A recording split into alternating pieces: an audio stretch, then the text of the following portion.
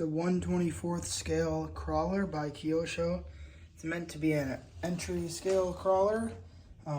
They got the scale part down. I don't know about entry, but it looks beautiful as you can see. Nice aftermarket bumper on there. Headlights, indicators, flares with hardware, wheels. They could have added better lug nut look, but beadlock style. Tires are a little bit underwhelming in terms of grip and pretty much everything else. But coming down, we got mirrors, got see-through glass, no interior in this guy, but see-through glass, tinted glass, chrome strip around the windshield, and the A-pillar coming back to the same wheels in the rear with the flare, rear bumper, taillights, nice 4Runner 4-wheel drive badging, lock on there. They even got the defrost with the wiper, EFI SR5, and then they got some tow hooks on that aftermarket bumper. This is a 4-link suspension, front and rear, with non-oil filled shocks. They are pretty sprung though. I mean, they're pretty bouncy, just like, where is he? That guy right there. Same deal on the SCX24.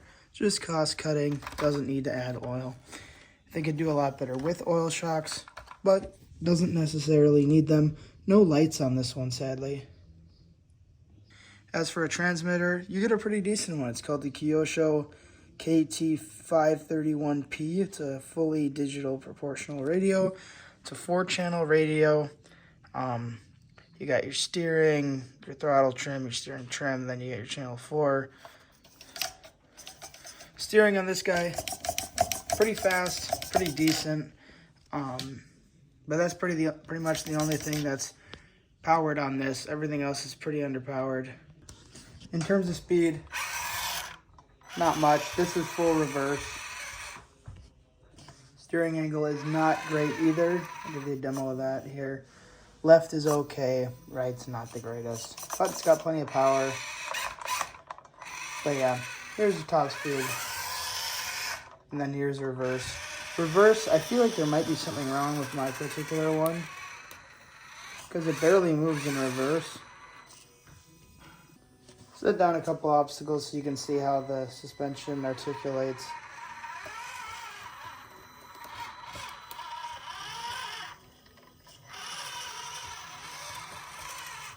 It's pretty okay for such a small 1/24 scale crawler. It's got decent articulation. Just needs those oil-filled shocks and a little bit less spring on there, and it will articulate fine. What I'd like to do with this one is eventually upgrade it to brushless, as the same with the SCX24 and the Tier 4M, because I feel like these brush systems are okay, but they really lack the control that a nice hobby wing brushless system will give you, or an Enduro. The body on this guy is removable, and it has a interesting clip setup. So instead of having clips, it's got these little rods that go through a slotted hole on these pegs. So you just push those 2 at a time, pop one side, then move on to the other. So now, body comes off. You can see the peg system a little bit better now. You can see the slots in there, and then you can also see light buckets front and rear with the tinted glass. So powering this isn't even really a nickel metal hydride or LiPo battery. It's just 4 AAAs. 4 1.5 volt batteries go into a very rudimentary, simple motor. It's just geared super low, so you get that decent control. And then a ESC that I've never seen in anything else. I think it's a Kyosho in-house thing, but it's a pretty simple setup. There's not much going on. The one thing I do really like is how the servo is on the chassis and not mounted on the axle. So it's a 4-link with panhard bar, which is very advantageous for them. I think it gives the scale look, and it also makes it so that they can give a bit more power to the wheels and don't have to worry about it cranking plastic pieces too far. Well, that's been the Kyosho Mini-Z 4x4 24 scale trail truck. If you guys want to see this thing run more or in different conditions, or if I end up throwing a brushless system and tires at it, or maybe you want to see a head-to-head with these two and that guy, just write it down below in the comments, and I'll see what I can do.